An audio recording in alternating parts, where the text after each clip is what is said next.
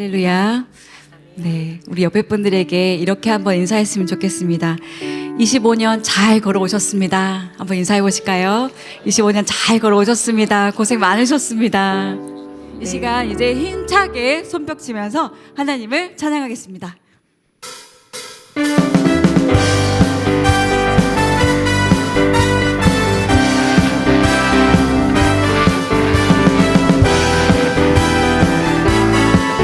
저 바다보다도 넓고 저 바다보다 더 넓고 저 산과 하늘보다 더 높은 주님의 은혜가 이곳에 가득해. 저 바다보다도 더 넓고 저 바다보다 더 넓고 저 산과 하늘보다 더 높은 주님의 은혜가 이곳에 가득해. 살아계신 주 나의 하나님, 살아계신 주 나의 하나님, 언제나 넘치는 주의 사랑으로 내 안에 가득히 넘쳐 흐르네.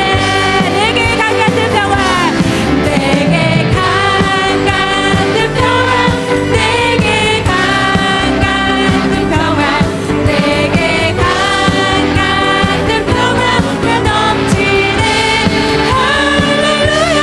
내게 강 같은 평화, 내게 강 같은 평화, 내게 강 같은 평화가 처음부터 다시 하겠습니다. 저 바다보다 더 넓고 저 바다보다 더 넓고 저 산과 하늘보다 더 높은 주님의 은혜가 이곳에 가득해. 살아계신 주 나의 하나님, 언제나 넘치는 주의 사랑으로 내 안에 가득히 넘쳐 흐르네.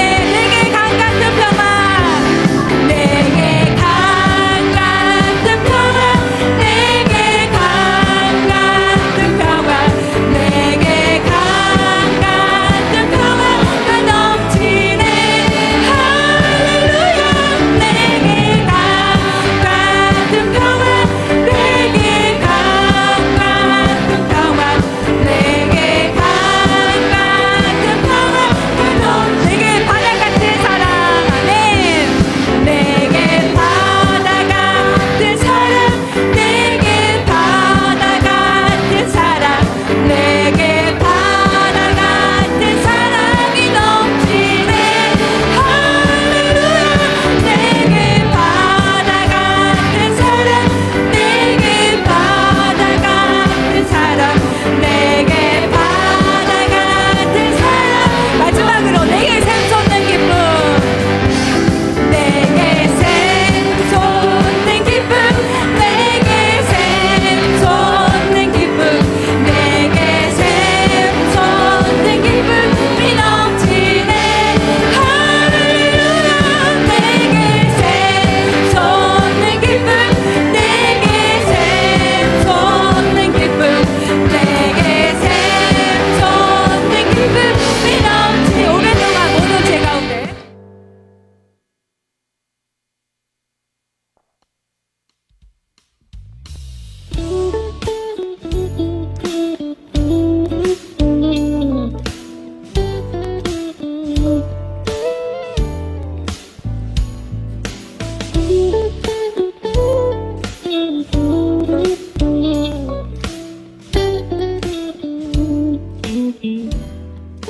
이제 자리에서 일어나셔서 사도신경으로 우리의 신앙 고백을 하나님께 올려드리도록 하겠습니다.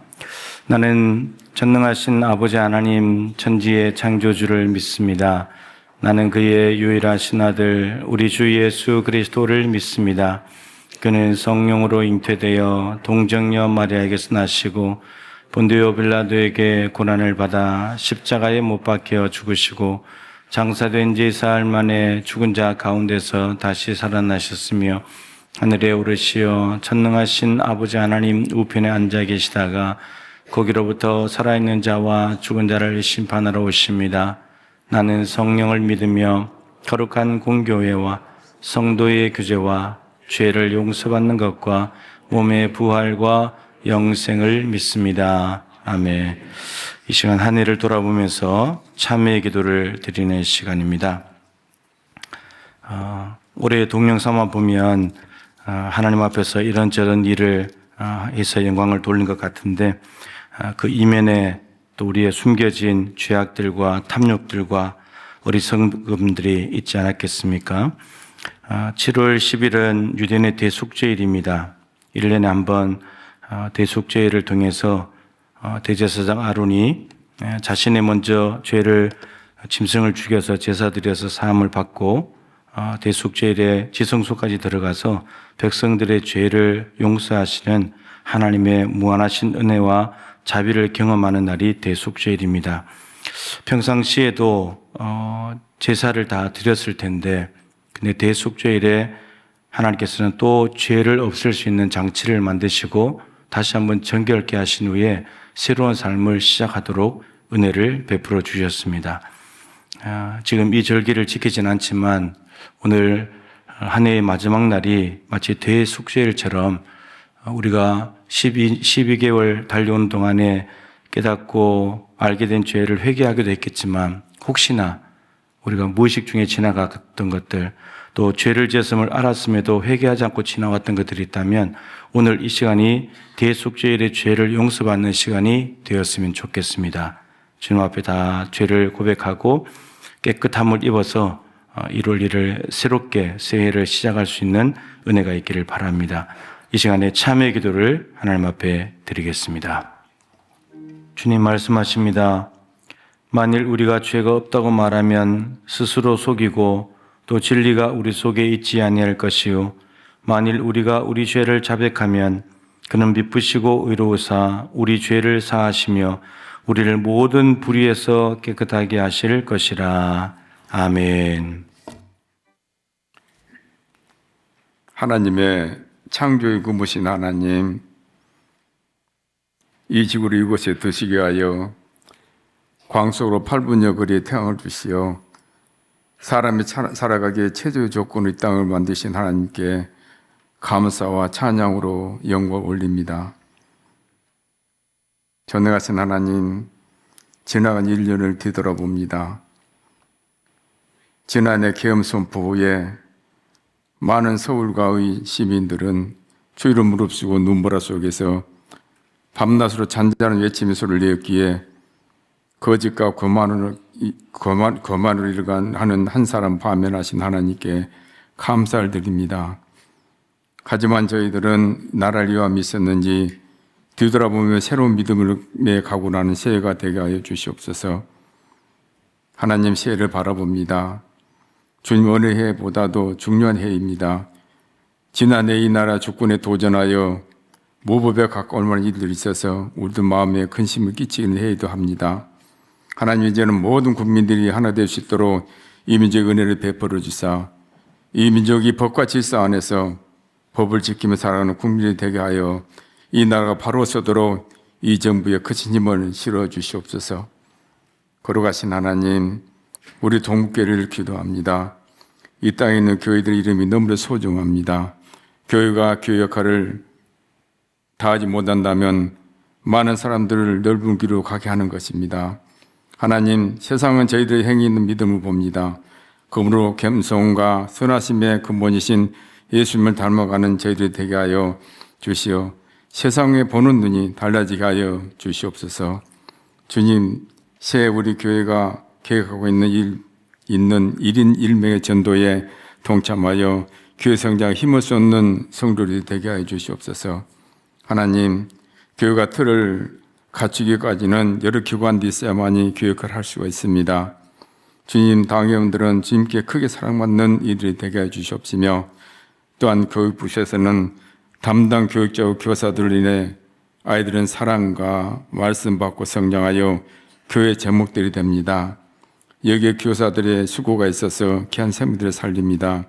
하나님, 교사와 교육자들에게 내일은 어린 양의 생명체를 보리라 이 말씀 받는 이들이 되게 하여 주시옵소서. 주님, 지금도 시간과 물질을 쓰면서 한 생명의 소중을 보시고 전도하는 일들도 있습니다.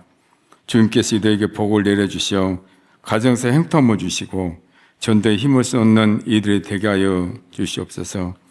또한 자치단체인 남녀 숭계와 또는 권사회와 또한 평신도 사익위원회 등등에서 일하는 주의 자녀들을 인하여 한교회를 움직이게 하신 하나님, 이 녹의 손길마다 주님의 인도하심이 계셔 참된 믿음을 걸어가는 성도들이 되게 하여 주시옵소서. 하나님, 우리 교우들 가정은 너무도 소중합니다. 주님께서는 믿음의 가정들을 눈여겨보고 계십니다. 가정사의 모든 일들을 주님께 맡기며 기도하게 하시어 26년도 새해를 통하여 우리 동부의 모든 가정들이 권능으로 역사하시는 주님 은혜를 듬뿍 받는 한 해가 되게 하여 주시옵소서.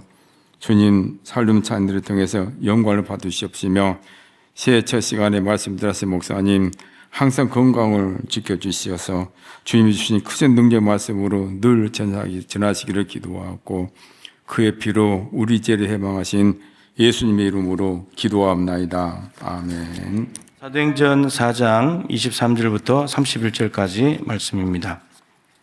신약성경 193쪽입니다.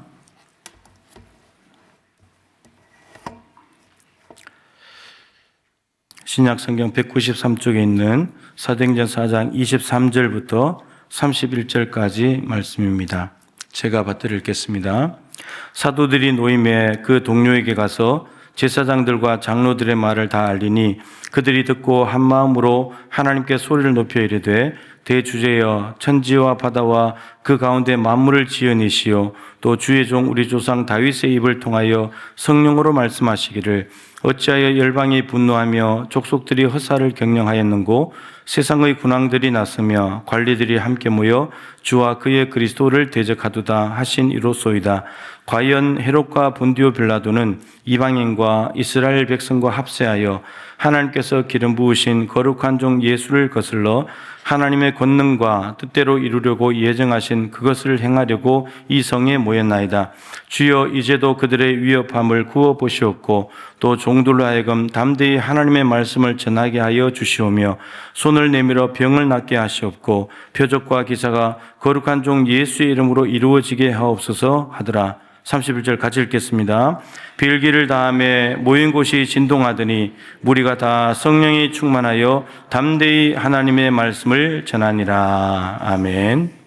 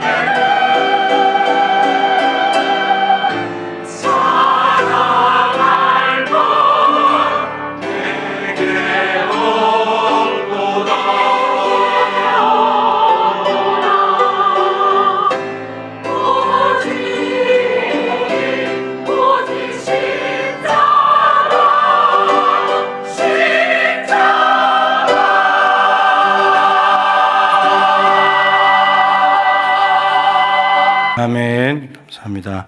인사 한번 하겠습니다. 새해 인사 한번 하시죠. 새해 하나님의 복 많이 받으십시오.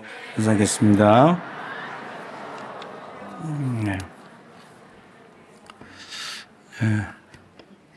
오늘 2026년도 표를 설교 제목 삼아서 말씀을 전하겠습니다. 뜨겁게 기도하고 담대하게 전도하는 교회입니다. 오늘 이제 저는 새해 첫 예배라는 용어를 썼는데 송구 영신 예배라는 말을 많이 썼는데 우선 송구 영신 예배가 성경에 있을까요? 있을까요? 없을까요? 이 성경적인 근거가 나팔절입니다. 나팔절은 7월 1일인데 유대인의 달력의 신년 새해는 7월입니다. 7월 1일이 나팔절이고 그래서 나팔을 불면서 새해가 시작되었다라는 신호와 함께 시작하면서 아까 잠깐 말씀 7월 10일이 대속죄일이죠. 그래서 평상시에도 늘 죄를 지으면 제사를 통해서 죄사함을 받았는데도 하나님께서는 새해를 시작하면서 7월 10일 대속죄를 정해서 이스라엘 백성들의 모든 죄를 다시 한 번 더 새롭게 하면서 새해를 시작하시는 하나님의 섭리를 보게 됩니다.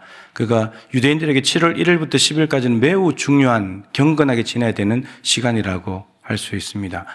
성경적인 근거는 거기에 있고 실제로 이제 우리나라에 들어와서 시작된 것은 선교사님들에 의해서 시작이 됐습니다.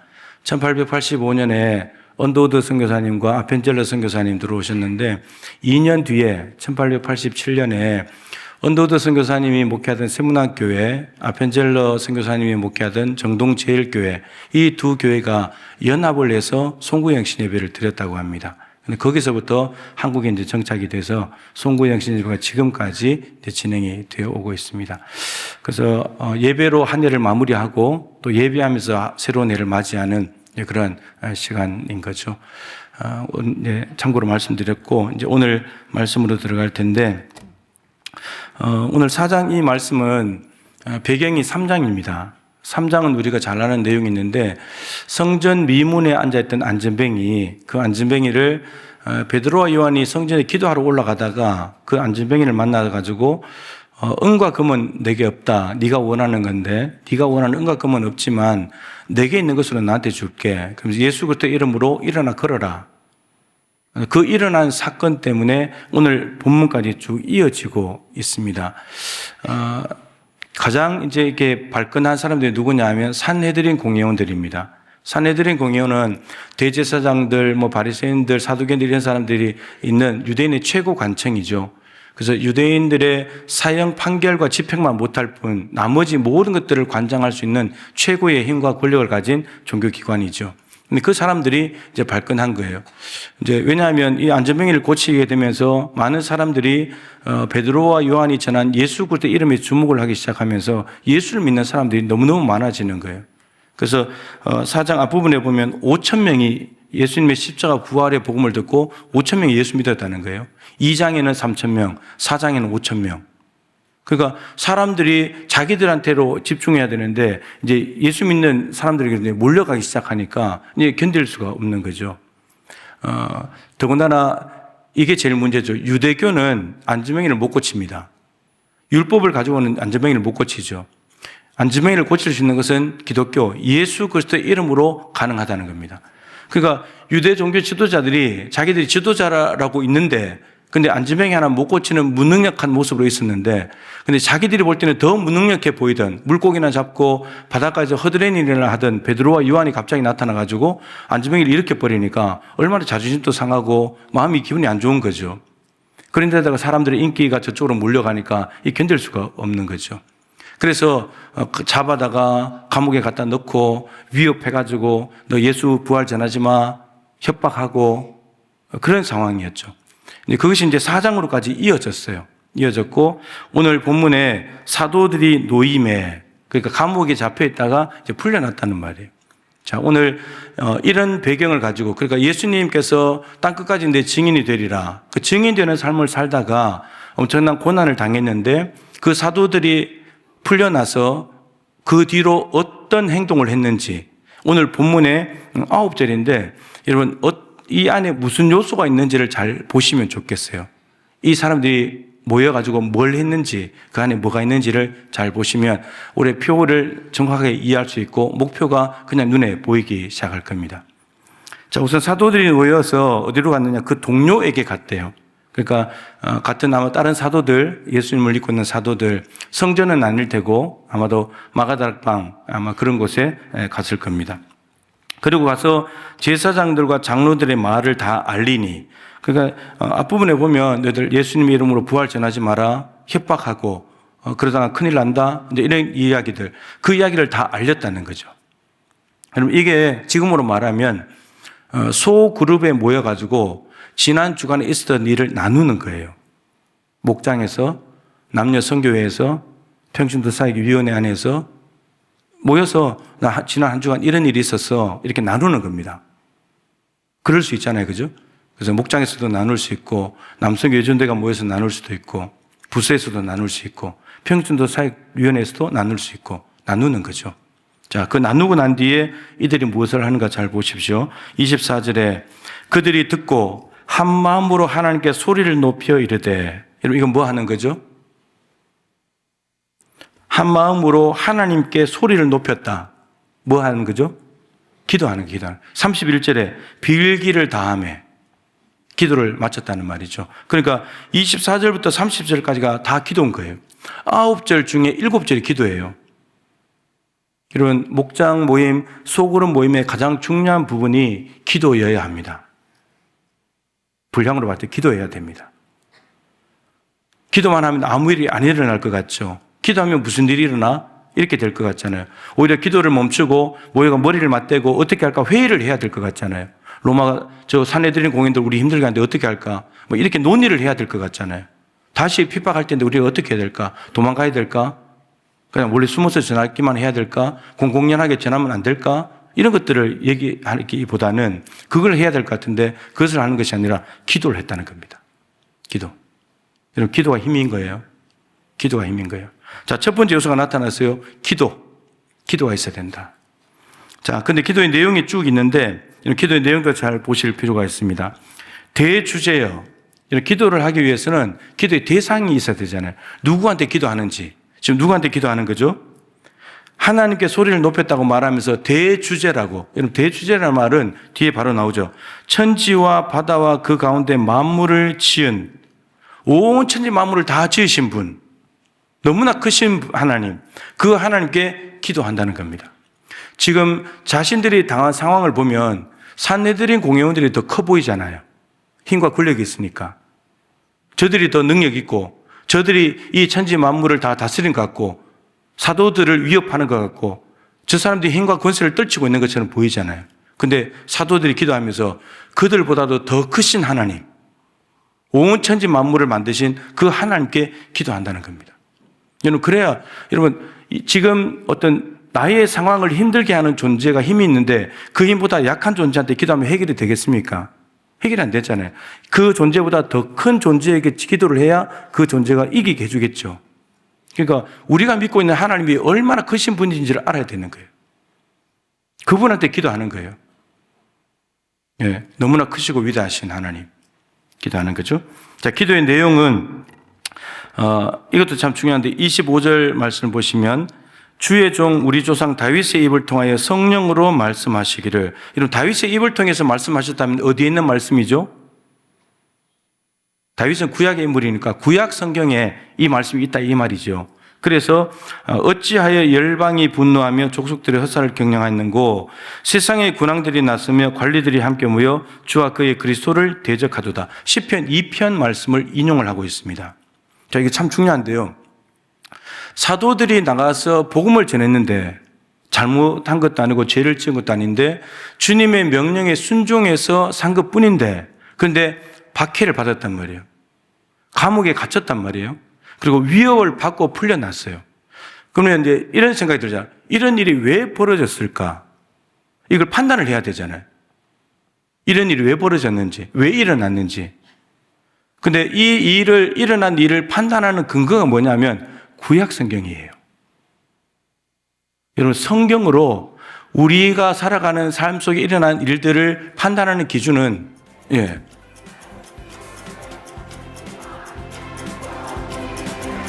2, 1. 새날이 밝았습니다. 네, 감사합니다. 자, 집중하세요, 이제. 우리 삶 가운데 벌어지는 상황을, 저거 저런 거야, 이런 거야, 그냥 판단하는 것이 아니라 사도들은 성경 말씀을 가지고 이 일이 왜 일어났는지를 파악하고 해석하고 분석했다는 겁니다. 그러면서 지금 산헤드린 공회원들이 자기들을 박해하는 이유는 구약 성경에 이미 하나님께서 말씀해 놓으셨다는 거예요. 그 말씀을 가지고 이야기를 하는 겁니다. 이것은 매우 중요해요. 사람은 자기의 경험치를 가지고 옛날에 봤던 걸 가지고 처음 만나는 일들을 해석하죠. 근데 적어도 우리 믿는 사람들은 하나님의 말씀을 가지고 지금 이 일이 왜 일어났는지, 이런 현상이 왜 벌어지는지를 판단을 해야 된다는 거죠. 우리가 잘 아는 사도행전 2장에도 오순절날 성령께서 오셨는데 사람들은 자기 경험을 가지고 방언을 막 하고 하니까 뭐라 그랬어요? 술 취했다 그랬잖아요. 그렇게 해석을 해버리니까. 그런데 베드로가 술 취한 것이 아니라, 거기도 그랬죠. 구약 성경 요엘 선지자가 성령을 부어준다는 약속을 했는데 그것이 이루어진 것이다. 베드로도 정확히 말씀을 가지고 처음 보는 일들을 판단하고 해석하는 거예요. 여러분, 술 취했다는 거하고 성령 충만한 거하고 전혀 다른 이야기잖아요. 이게 중요한 거예요. 여러분들의 삶 속에 어떤 새로운 일, 이해하지 못할 일이 벌어졌다면 성경을 찾아보세요. 내 인생에 이런 일이 왜 벌어질까? 그냥 힘들다고 불평하고 원망하지 말고 성경을 찾아보는 거예요. 그래서 사도들이 해석을 합니다. 자, 시편 2편 1절 2절만 인용을 했는데 시편 2편에는 이런 내용들이 있습니다. 여기 보면 열방이 분노하고 족속들이 헛된 일을 경영을 합니다. 이거 헛된 경영, 그러니까 말도 안 되는 것을 자기들 한번 해보려고 주제 넘게 막 경영해보려고 계획을 세운다는 말이죠. 세상에 군왕들이 동원되고 관리들이 한자리에 모였습니다. 그래서 이들이 하는 일이 뭐냐 하면 주와 그의 그리스도를 대적하는 일을 한답니다.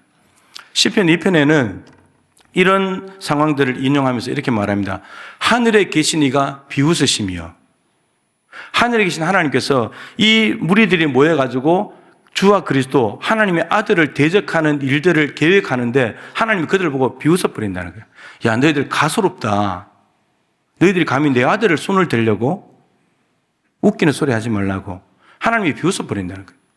그러면서 하나님께서 내 아들을 세울 것이다. 그리고 내 아들, 그 예수가 오히려 이 그리스도를 대적하는 무리들을 다 철장으로 박살낼 것이다. 내 아들 예수가 만왕의 왕이다. 통치자다. 이런 이야기가 있습니다. 그러니까 시편 2편을 가지고 해석을 딱 해버리고 난 뒤에 이제는 말씀을 가지고 어떻게 해야 될지가 답이 나오는 거죠. 자, 우선은 시편 2편을 인용하면서 27절에 과연, 구약 성경에 이렇게 말씀하시는데 정말 과연 그렇구나.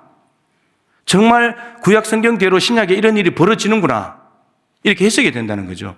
과연 헤롯과 본디오 빌라도, 이방인과 이스라엘 백성들, 이런 네 무리가 나왔잖아요. 시편 2편에도 열방, 족속들, 세상의 군왕, 관리들 네 무리가 나왔잖아요.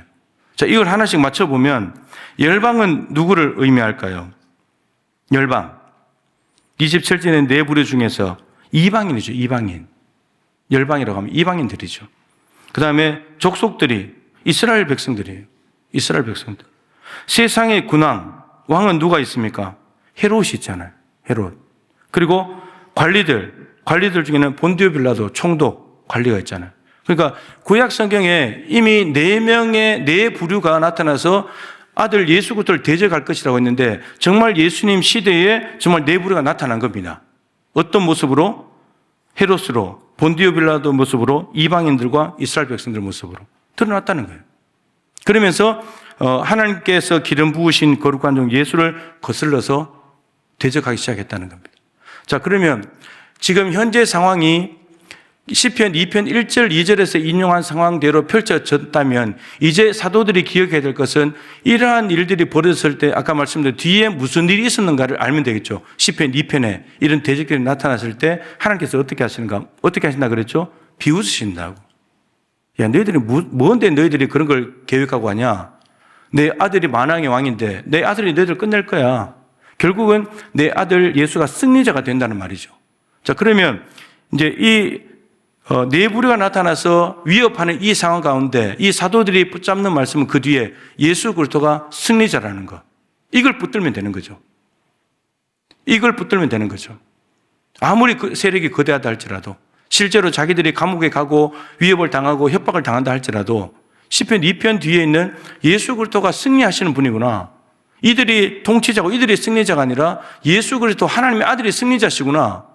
우리가 믿고 전하는 예수가 만왕의 왕이시구나. 이 확신을 가지게 되면 이런 기도 제목이 달라지고 담대해져요. 그래서 말씀이 중요하다고요. 자, 두 번째 요소 뭐죠? 말씀이 있어야 돼요. 말씀. 하나님 말씀이 있어야 돼요. 말씀으로 해석하고 말씀 속에 있는 약속을 붙들고 확신 가운데 있는 것. 이게 참 중요한 거죠. 자, 그러니까 여러분 이렇게 하니까 기도 제목이 달라져요. 기도 제목이 어떻게 하느냐? 29절입니다. 주여 이제도 그들의 위협함을 굽어 보시옵고 이제 저들이 산헤드린 공회원들이 저 네 부류가 합세해서 위협하고 있습니다. 저들을 하나님 굽어 보십시오. 하나님 보살펴 주십시오. 첫 번째, 두 번째 기도 제목, 또 종들로 하여금 담대히 하나님의 말씀을 전하게 해 주십시오. 여러분 지금 하나님의 말씀을 전하다가 감옥에 갇히고 위협을 받았는데 그런데 또다시 하나님의 말씀을 전하게 해달라고 기도한다는 겁니다. 여러분 움츠러들 수 있잖아요. 말씀을 전했다가 감옥에 갔는데 말씀을 전했다가 위협을 당했는데 움츠러들 수 있는데 예수님이 최후의 승리자라는 말씀에 대한 확신이 있으니까 하나님 담대히 하나님의 말씀을 더 전하게 해 주십시오. 이렇게 기도가 나온다니까요. 기도가. 세 번째 30절 손을 내밀어 병을 낫게 하셨고 아니 지금 나면서부터 안전병이 된 자 고쳤다가 이 일이 벌어졌는데 나가서 또 병 고치는 일들을 하게 해달라는 거예요. 이거는 또 피박을 받겠다는 거죠. 또 고난 당하겠다는 거예요. 또 세상에 맞서 보겠다는 거예요.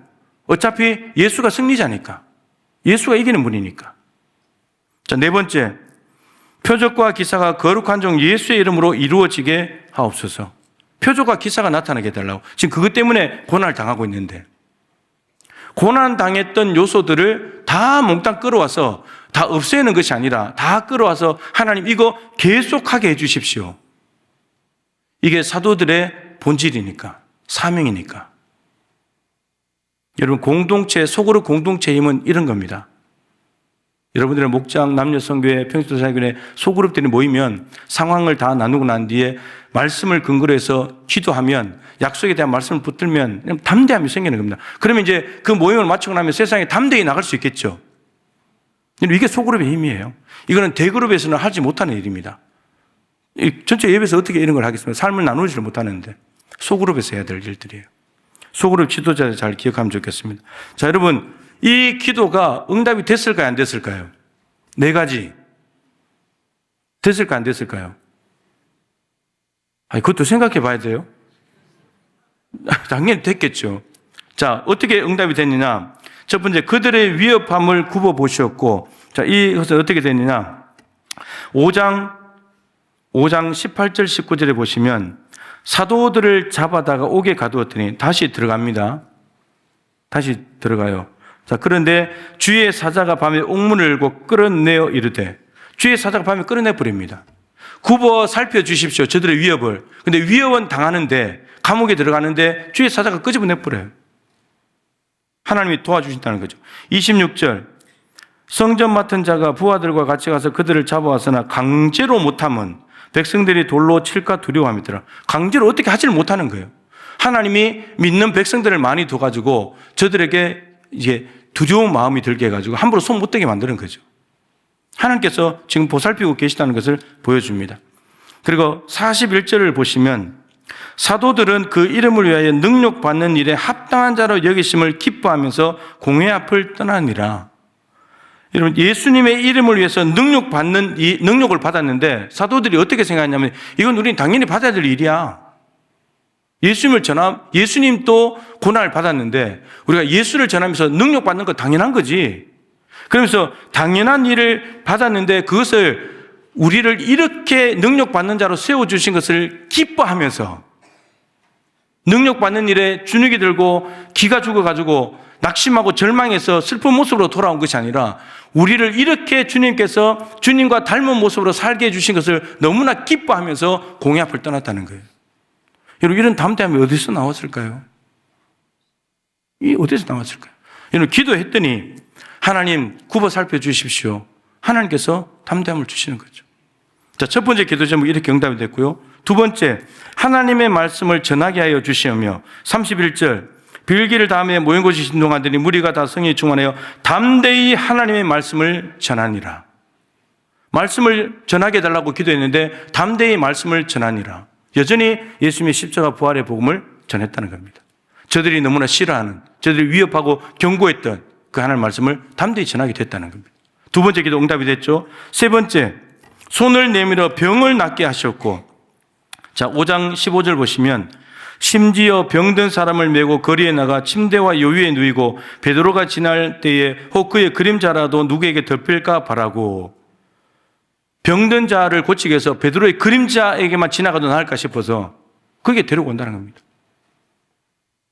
16절에 보시면 예루살렘 부근에 수많은 사람들도 모여 병든 사람과 더러운 귀신에게 괴로움 받는 사람을 데리고 와서 다 나음을 얻으니라. 기도대로 돼버리죠. 기도대로. 네 번째, 표적과 기사가 거룩한 종 예수의 이름으로 일어나게 되라. 5장 12절 보시면 사도들의 손을 통하여 민간에 표적과 기사가 많이 일어나매 표적과 기사가. 네 가지 기도 제목 하나님께서 그대로 응답해 주셨습니다. 여러분, 이게 소그룹의 힘이고 능력이에요. 자, 오늘 내년도 표 9절입니다. 올해 표 9절이죠. 빌기를 다음에 기도를 마쳤습니다. 9절 중에 7절을 기도했고, 기도하고 마쳤더니 모인 곳이 진동하더니, 여러분 어디가 생각나십니까? 모인 곳이 진동했다. 사도행전 2장의 첫 오순절 사건, 여러분 4장의 반복이 됩니다.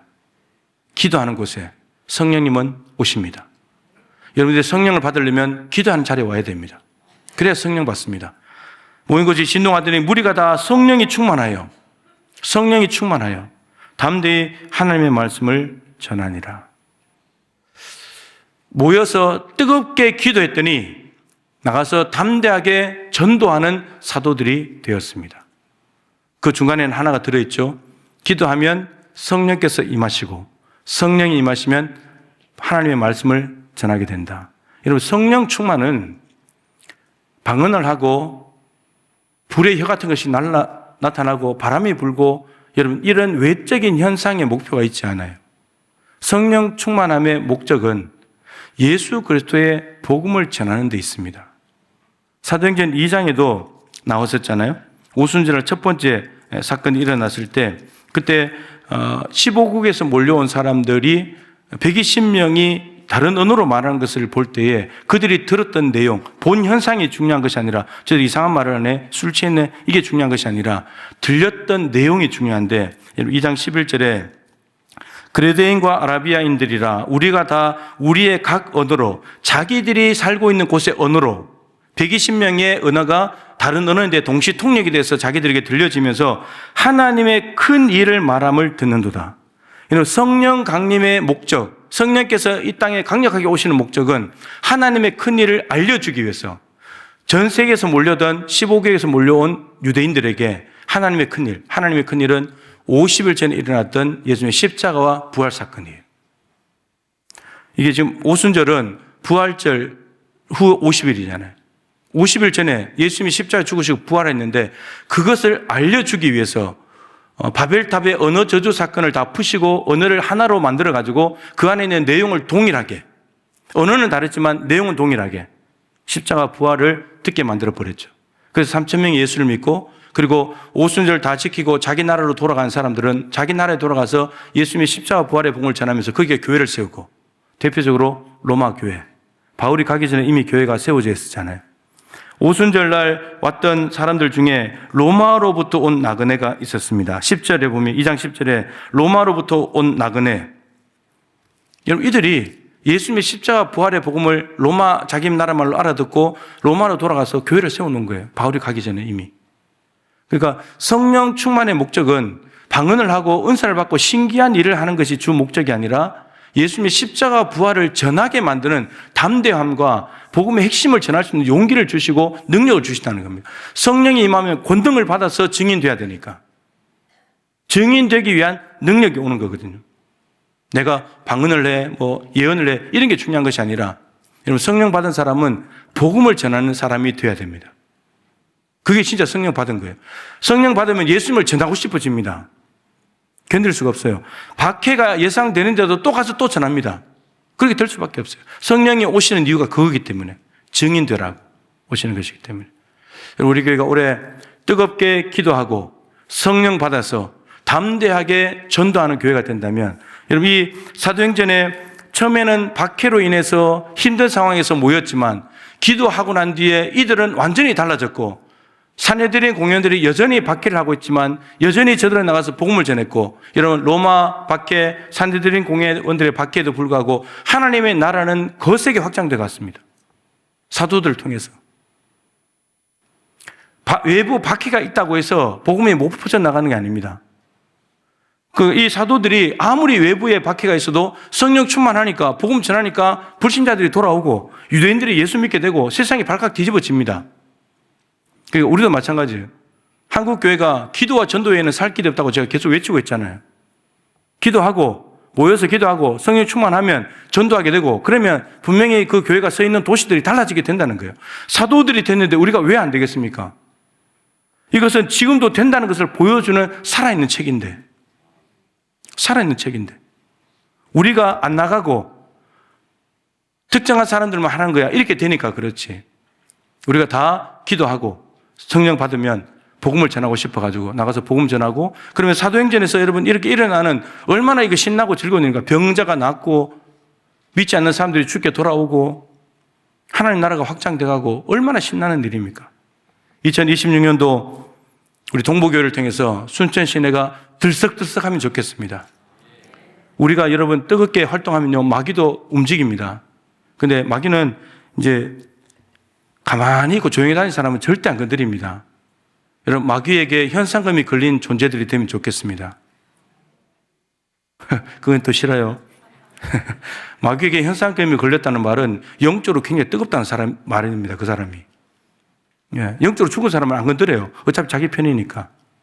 근데 하나님은 이제 애가 타는 거죠. 그래서 오늘 귀한 말씀을 기억하면서 우리 2020년도 동부교회가 뜨겁게 기도하고 성령 받아서 담대히 전도해가지고 28,000명 주께로 돌아오게 만들고 하나님 나라를 세워가는 우리 동부교회가 될 수 있기를 간절히 소망합니다. 이제 주님 명령에 순종하여 성찬 예식을 거행하도록 하겠습니다. 성찬의 말씀을 보겠습니다. 고린도전서 11장 23절부터 29절까지 말씀 제가 읽겠습니다. 내가 너희에게 전한 것은 주께 받은 것이니 곧 주 예수께서 잡히시던 밤에 떡을 가지사 축사하시고 떼어 이르시되 이것은 너희를 위하는 내 몸이니 이것을 행하여 나를 기념하라 하시고, 식후에 또한 그와 같이 잔을 가지시고 이르시되 이 잔은 내 피로 세운 새 언약이니 이것을 행하여 마실 때마다 나를 기념하라 하셨으니 너희가 이 떡을 먹으며 이 잔을 마실 때마다 주의 죽으심을 그가 오실 때까지 전하는 것이니라. 그러므로 누구든지 주의 떡이나 잔을 합당하지 않게 먹고 마시는 자는 주의 몸과 피에 대하여 죄를 짓는 것이니라. 사람이 자기를 살피고 그 후에야 이 떡을 먹고 이 잔을 마실지니 주의 몸을 분별하지 못하고 먹고 마시는 자는 자기의 죄를 먹고 마시는 것이니라. 아멘. 성찬의 말씀을 준비하면서 말씀을 읽는데 눈에 들어온 단어가 있었습니다. 24절에 축사하시고, 주님께서 잔과 떡과 잔을 가지시고 먼저 하신 일이 축사하셨다. 축사하셨다는 말은 헬라어로 보면은 하나님께 감사했다는 말입니다. 떡을 들고 잔을 들고 감사했다는 것은, 이 떡을 들고 잔을 들었다는 말은 이제 곧 제자들과 마지막 만찬을 하고 이제 날이 새면 가서 십자가에 죽으시는 건데, 십자가에 죽으시는 것을 자신의 살과 피를 내어주는 것으로 먼저 제자들에게 보여주신 건데, 여러분, 죽으러 가는 사람이 뭐 감사할 게 있을까요? 오히려 감사는 받는 사람이 해야 되지 않습니까? 주님의 살과 피를 받은 우리가 감사해야지. 살과 피를 다 내어주러 가시는 분이 무슨 하나님께 나의 하나님 어찌하여 나를 버리셨습니까? 자기를 버리시는 하나님 앞에 내 살과 피를 내어주게 돼서 하나님께 감사 기도를 한다니. 묵상하면서 이렇게 생각을 했습니다. 사람은 누군가로부터 받으면 감사하는 마음이 생깁니다. 근데 주님께서 내어주시면서 감사하는 모습을 보이신 것은 받아서 감사하는 것은 누구나 하지만 그것을 넘어서서 줄 때 감사할 수 있는 데까지 가면 좋겠다. 그것도 내 살과 피를. 여러분, 내어줌의 기쁨은 내어주지 않는 사람은 모르죠. 희생의 기쁨은 희생해보지 않는 사람은 모르는 겁니다. 주님은 아버지의 뜻을 이루시기 때문에 감사하셨겠죠. 내 살과 피를 다해서 우리도 우리의 온몸을 다 내어드리는 데까지 가서 감사할 수 있는 신앙이 된다면 얼마나 귀한 신앙일까. 이런 믿음의 꽃은 감사입니다. 너희 안에 믿음이 있는가 스스로 시험하고 확증하라. 내 안에 내가 믿음이 있는가를 시험 쳐보라는 건데 그 시험 문제 중에 하나가 감사가 있느냐라는 겁니다. 골로새서 2장 6절 7절에도 그리스도 안에 뿌리를 받고 그 교훈으로 가르침 받은 교훈대로 믿음에 굳게 서서 감사함을 넘치게 해라. 예수 그리스도께 뿌리를 박은 나무는 말씀을 받은 교훈대로 말씀을 먹고 이 믿음으로 굳게 수용을 받아서 마지막에 맺혀진 열매는 감사라는 거예요. 감사. 감사가 있는 사람이 예수 그리스도와 다 있는 사람이에요. 예수 그리스도와 다 있으면서 예수 그리스도를 모시고 있으면서 예수 그리스도께 붙어있는 가지이면서 감사가 없을 수가 없거든요. 그런데 예수님께 붙어 있으면서 열매가 맺힌다면, 포도나무에 포도가 맺힌다면 그 나무 자체가 주님께서 하나님께 자기를 내어주시면서 감사했다면 가지에 맺혀야 될 열매도 감사겠죠. 근데 자기를 내어주는 감사. 오늘 주님의 살과 피를 받으면서 이것을 내어주신 주님께 감사하면서도 하나님, 나도 내어주는 감사를 알게 해주십시오. 이 말씀을 마음에 담고 주님의 떡과 잔에 참여하는 우리 모두가 될 수 있기를 바랍니다. 우리 주님께서 제자들과 식사를 마친 후에 떡을 가지시고 하나님께 먼저 감사의 기도를 드렸습니다. 그리고 제자들에게 이 떡을 떼어서 나누어 주셨습니다. 받으라, 먹으라. 이 떡은 너희를 위하는 내 몸이니 이를 행하여 나를 기념하라 말씀하셨습니다. 우리 주님의 명령에 순종하여 이 떡에 참여하겠습니다. 장로님들 나오시기 바랍니다.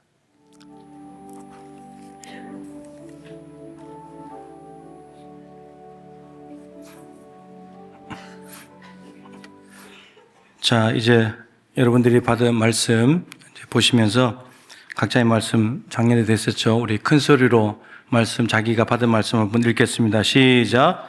각각 자기 일을 돌볼 뿐더러 또한 각각 다른 사람들의 일을 돌보아 나의 기쁨을 충만하게 하라. 너희 안에 이 마음을 품으라. 곧 그리스도 예수의 마음이니. 아멘. 아멘. 네, 받은 말씀대로 한 해가 풍성하게 펼쳐지기를 축복합니다. 285장 찬송 드리면서 예물 드리도록 하겠습니다. 하나님, 예배함으로 또 참회함으로 묵은 해를 보내고 하나님이 주신 말씀을 받고 주님의 살과 피로 우리의 영의 양식을 삼으며 하나님 주신 말씀을 하나님 앞에 선포하고 믿음으로 될 줄로 아멘하며 새해를 시작하게 하여 주시오니 진심으로 감사드립니다. 교회에 허락하신 표어의 말씀을 잊지 않도록 도와주셔서 이 말씀이 지금 이 시대도 된다는 것을 반드시 기억하고 뜨겁게 모여서 기도하고 성령 받아서 담대하게 전도할 때에 초대교회에 일어났던 놀라운 일들이 이 시대에도 일어날 줄로 믿고 나아가오니 저희들을 사용하여 주시옵소서. 하나님 앞에 귀한 예물을 구별하였습니다. 신년을 맞아 감사한 마음을 담아 하나님께 예물을 드리오니 기쁨으로 받아 주시옵소서. 한 해 동안에 물질에 대해서 하나님 앞에 정직하게 하시고 물질의 노예가 되지 않도록 도와 주시옵시며 하나님이 주신 것을 하나님께 되돌려 드리는 건강한 믿음으로 한 해를 살게 하여 주옵소서. 2026년 가정기도 제목이 있을 것입니다. 하나님, 가정의 기도 제목들마다 기억하여 주시옵시고 인내로 믿음으로 기도할 때 하나님께서는 우리에게 가장 좋은 것을 가장 적절한 때에 주시기 위하여 하늘에 쌓아두신 은혜가 있다고 하셔 주셨사오니 그 은혜를 받기 위하여 무릎 꿇게 하여 주옵시고 간구하는 제목들마다 다 연락받아서 하나님께 영광 올려드리게 하시며 하나님의 살아계심과 우리의 작은 신음에도 응답하신 하나님을 간증하고 자랑하는 우리 동부가족들이 다 되게 하여 주시옵소서. 한 해 동안도 교회와 가정과 일터 곳곳에 주어진 사명들을 잘 감당케 하여 주옵시고 나이가 들어감에 따라 육신이 연약해져 갑니까? 하나님께서 힘 더하여 주시옵시고 그 속도가 늦추어지게 하여 주시옵시고 건강함으로 하나님 앞에 영광 올려드리는 거룩한 도구들이 되게 하여 주시옵소서. 기도하는 데 집중하고 말씀에 집중하고 전도하는 데 집중함으로 말미암아서 올 한 해 하나님께서 우리 교회를 통해서 하시고자 하는 일을 그대로 이루어 드리는 하나님을 기쁘시게 하고 춤추시게 하는 우리 동부가족들이 되게 하여 주옵소서. 2026년에도 많은 사람들이 한두 가지씩 봉사하며 몸된 교회와 하나님 나라를 위하여 헌신했습니다. 하나님께서 그들의 마음과 뜻을 받아주시고 성령 충만하게 하시고 능력 주셔서 주어진 사명 잘 감당하여 몸된 교회가 더 아름다워지게 하여 주옵시고 성경에 더 일치해 갈 수 있도록 도와주시옵시고 향기 나는 교회 되게 하여 주시옵소서. 가정마다 평강이 넘쳐나게 하시고 화목하게 하시고 막힌 담들이 무너지게 하여 주옵시고 찢어진 곳들이 싸매어지게 하여 주시옵시고 용서와 회복이 일어나게 하시고 평화와 하나님 나라가 임하는 가정들이 다 되게 하여 주시옵소서. 성도들의 일터에도 세상살이가 만만치 않지만 그럼에도 하나님이 대주제이시며 살아계시고 우리 성도들의 모든 삶의 자리를 통치하시는 분이시니 그 하나님 앞에 엎드려 기도할 때 우리 하나님께서 반드시 응답하시고 삶의 자리에 기쁨으로 역사하실 줄로 믿습니다. 우리 성도들의 삶을 통해 영광을 받으시고 우리가 기뻐함으로 말미암아 하나님도 기뻐하시는 복된 한 해가 되게 하여 주옵소서. 예수님의 귀하신 이름으로 감사하며 간절히 기도드립니다. 아멘. 이 시간에는 표어와 목표를 올해는 목표도 한번 제창하려고 하겠습니다. 자, 어떻게 하냐면 제가 뜨겁게 라고 하면 여러분들은 기도하고 제가 담대하게 전도하는 그럼 제가 우리 교회 동부교회 한번 해보겠습니다. 자, 표와 목표를 제창합니다. 뜨겁게 기도하고 담대하게 전도하는 우리 교회 동부교회 111 통도 한 사람이 1년에 한 번 통도 111 기도 한 사람이 1일에 1시간 기도 111 전도 한 사람이 1년에 한 사람 전도 화이팅! 할렐루야! 아멘. 우리 하나님께 우리의 목표 올려드리겠습니다. 예, 우리 가서 제자 삼으라 우리 파송의 찬양 드리겠습니다.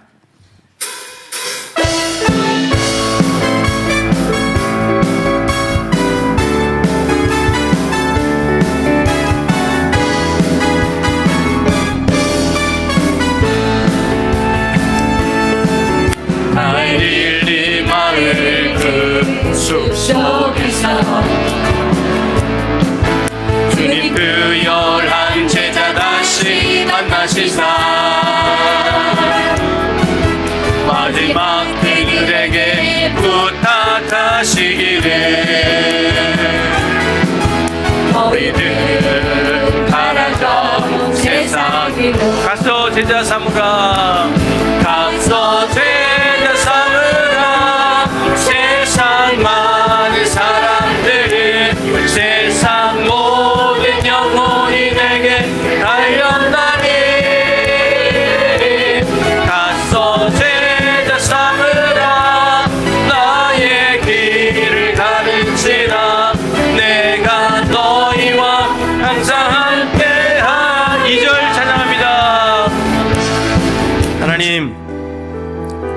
우리 손에 손을 잡은 성도들, 주님께서도 함께 손잡아 주셔서 주님과 함께 걸어가는 2026년이 되게 하여 주옵시고, 모여서 뜨겁게 기도할 때 성령 받아 하나님의 말씀을 담대히 전함으로 많은 영혼들을 구원하는 부흥의 역사가, 성장의 역사가 일어나게 하여 주옵시고, 영적 주도권을 가지고 이 순천 땅을 변화시켜 나가는 기도 운동하는 교회, 깨어있는 교회, 살아 움직이는 교회 될 수 있도록 역사하여 주시옵소서. 손잡은 대로 같은 말 같은 마음 같은 뜻으로 온전히 하나 되게 하여 주시옵시고, 연합의 힘을 통하여 하나님의 영광을 드러낼 수 있는 우리 동부교회로 사용하여 주시옵소서.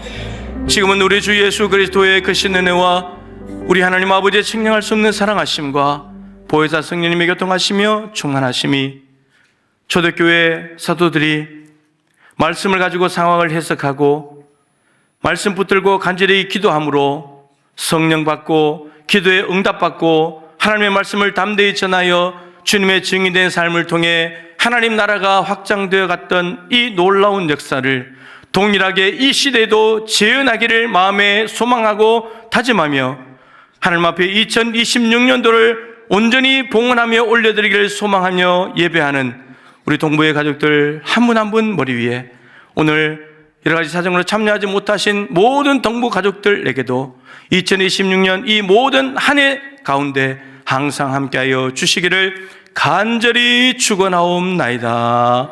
아멘.